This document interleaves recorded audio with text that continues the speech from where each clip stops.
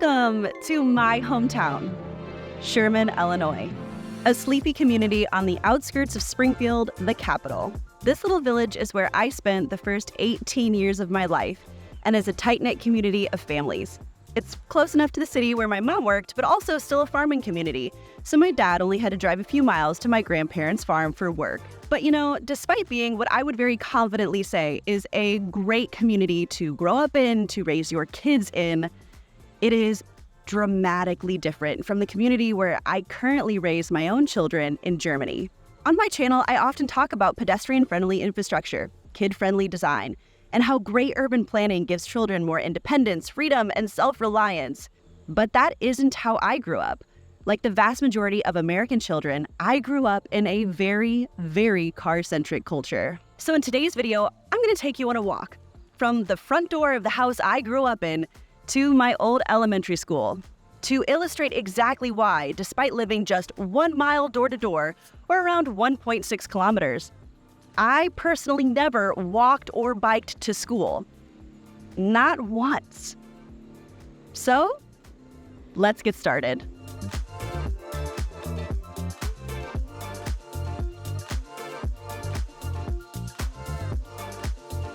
But first, I want to give a big thank you to Master School for sponsoring today's video.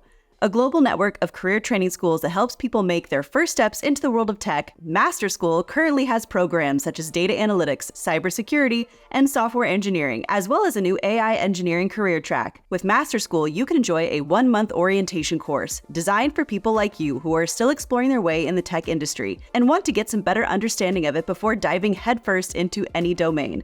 Plus, their programs are available in both English and German and are AZAV accredited and offer total flexibility with your learning. The training is completely online and can be taken from anywhere. But if you're watching today's video from right here in Germany, Master School can be the avenue that you've been looking for to start a new career in the expanding tech industry. They now work in cooperation with the German government, allowing qualified candidates to learn with Master School for free, using a dedicated government-funded voucher or Bildungsgutschein via the Agentur für Arbeit, or Job Center, who covers the full tuition fee of the Master School program. In other words, if you get approved by the Agentur für Arbeit or Job Center, you will not pay anything and can start learning with Master School for free. To find out if you're eligible for the voucher, simply complete the application to Master School by clicking the link down in the description of this video. By finishing the admission process and starting to learn with Master School through my personal link, you'll receive a pair of free AirPods, which comes on top of the free MacBook that you'll receive, which remains yours if you successfully complete one of their full programs. So take advantage of this unique career opportunity and enroll today.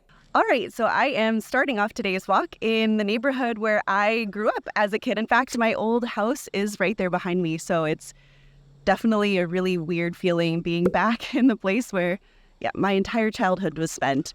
But being back here, the first thing that I recognize is that the only place where I was allowed to play or ride my bike or walk as a kid was right here on the sidewalk.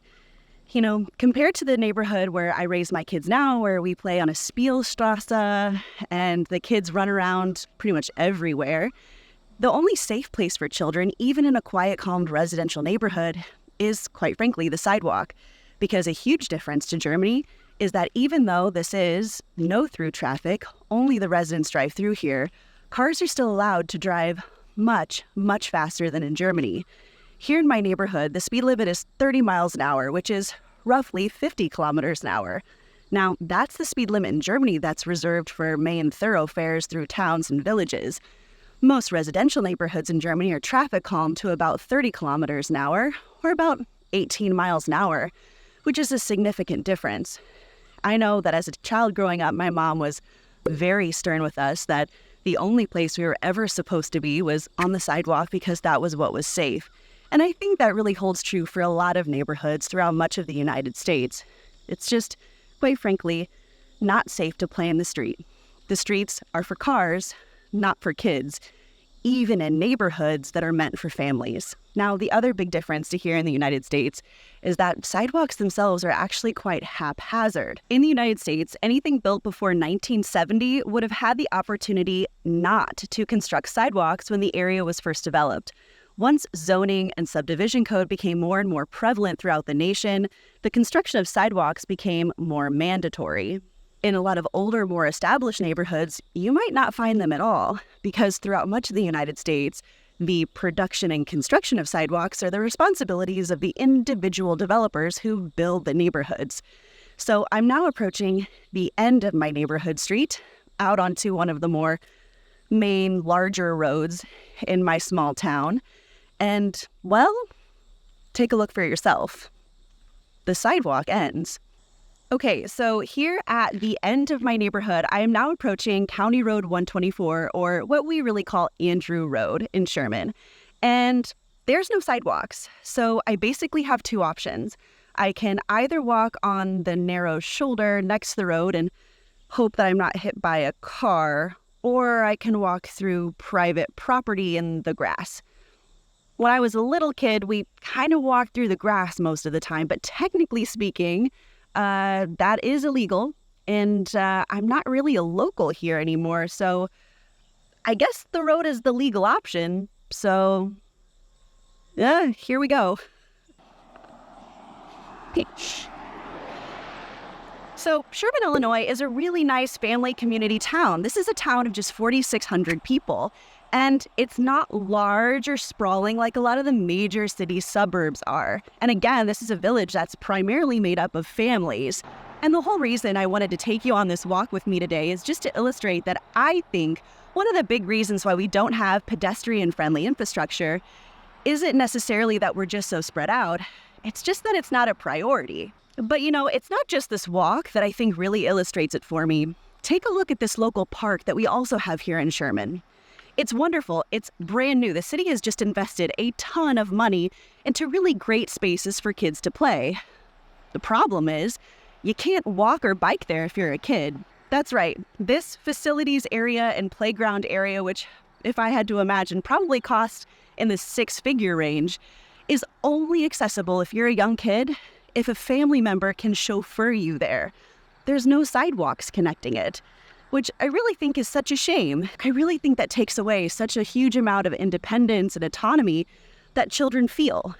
If you can't even just go play with your friends unless mom and dad take you there, I just feel like that has to be so limiting. But things didn't used to be this way. The prevalence of walking or biking to school for students in grades K through 8 was almost 48% in the 1970s. But according to a national survey in 2017, today in the United States, only 9.6% of students of 5 to 17 years of age usually walked, and 1.1% biked to school. And that's the thing. This kind of design, this walk that I'm taking you on today, it isn't unique to Sherman, Illinois. This kind of design is just, quite frankly, pervasive around the United States. All right, so I'm going to head over to the other side of the road, crossing safely, I assure you. And before you accuse me of jaywalking in the comment section, I would happily have crossed at a pedestrian crosswalk, but there aren't any anywhere on this road, even here in town. And I'm actually coming up on one of the most major intersections in the entire town.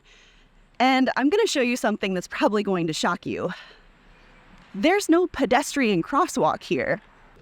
All right, so I'm actually crossing Business 55. This is the road that leads you to the interstate here in Sherman. And I don't really know how I'm going to cross. I guess I just wait for a green light and cross with the traffic and run? All right, wish me luck, guys. All right, I think this is my opportunity.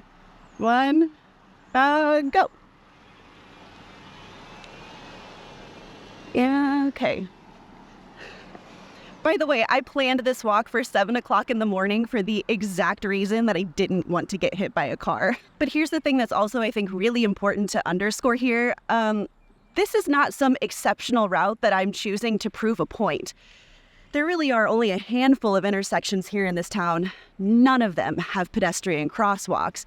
And I'm taking this route specifically because, like many American towns, the whole reason mine is here is primarily due to the fact that it was located on the railroad system. So the old railroad actually crosses directly through the center of town, slicing it in half. There's actually in the entire town only 2 crossing points, and Andrew Road goes across one of them. And a few years back, they actually improved the railroad to be a high-speed rail. So now they've had, for safety reasons, to install this fencing system that runs along the entire length of the track to make sure, of course, that pedestrians don't cross in an unsafe manner. The only problem is that there really isn't a safe option either.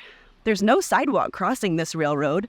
There's no pedestrian button for me to hit to let me know that it's safe. I, again, just have to cross on the road. All right, so now that I've crossed over the railroad tracks behind me, I'm now entering into the old part of Sherman. And like I said earlier, here again you can see that this neighborhood in particular is so old that it predates the mandate of sidewalks being constructed. So here again, even in a very quiet, residential, older part of the town, there's no option for me to walk safely. And here's the thing. While I could very much understand that everything I've pointed out thus far can be seen as, well, pretty critical of this kind of design, I want to point it out for 2 really important reasons. One, again, because this really isn't the exception. I think that for a lot of places in the United States, it was just designed this way, not really thinking about people who might want to walk or bike to school safely. Even in places that might be considered car-centric, places like these just simply haven't made it a priority, even though I think it would be argued that it wouldn't be really all that difficult to make it happen. But the second real reason is that I was the 4th generation of women to go to school here, to graduate from this elementary school, middle school, junior high, and high school. My family has lived here a long time. My mom, grandmother, great-grandmother were all born here. It's a great place to be a kid. Don't get me wrong. I'm very thankful for the upbringing that I had and the opportunity to live in a very safe community like this one. But I also think that communities like here in Sherman could do so much more to make a space that was meant for kids and not cars. After all, the prime demographic of residents here are families with children. It has a great school system, low crime, friendly people. I think it has so much going for it. But I think one of the big things that stops me personally from moving back here and raising my kids here is that I fear that my children wouldn't have the same level of independence, autonomy, self-reliance, and freedom, quite frankly, that they have in Germany. In Germany specifically, kids from the age of 6 walk or bike alone to school, traveling very much the same distance of what I'm doing here today. But they do it because there's safe options for the kids. They're not asking kids to ride their bike down a 50-kilometer street with the cars. They provide either a separated bike path or an option to travel on further traffic-calmed streets to make sure that they get there safely. And again, I think a lot of these things wouldn't take a heck of a lot of change. There's both space and money to do it, as well as a big group of people who would benefit from it. I think it just takes a little bit more of a keen eye and, well, walking the streets yourself to prove the point. And here's the thing. While I am very mindful to the American mindset that even with great infrastructure, it might not feel safe to let little kids bike by themselves, I think it's so important to give us the opportunity to have kids have that level of activity and freedom in their everyday life. For a lot of the United States, the only exercise kids really get these days is either in PE class or through organized sports. When you take out their ability to walk and bike, to go to school every day by themselves, it does make a huge difference in their activity levels, as well as their overall health and fitness. Now, thankfully, I'm almost here at the elementary school, and lo and behold, the first pedestrian crosswalk of the day to the very first sidewalk of the day.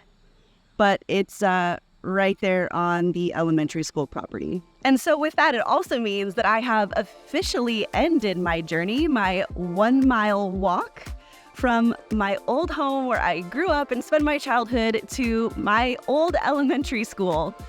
Yeah, it definitely brings back some really fond memories for me. And I'm happy to report that I am in one piece and was not in fact hit by a car, although there were a couple of interesting close calls there. But I would love to hear your thoughts down in the comment section of this video.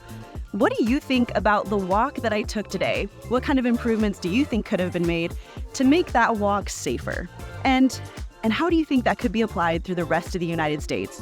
I think it could be such a wonderful learning opportunity, and I, again, would love to hear your thoughts down below. So, as always, guys, if you enjoyed what you saw today, be sure to hit that thumbs up button. And for more content from Type Ashton, hit that subscribe button. So, I'll see you next Sunday. Cheers!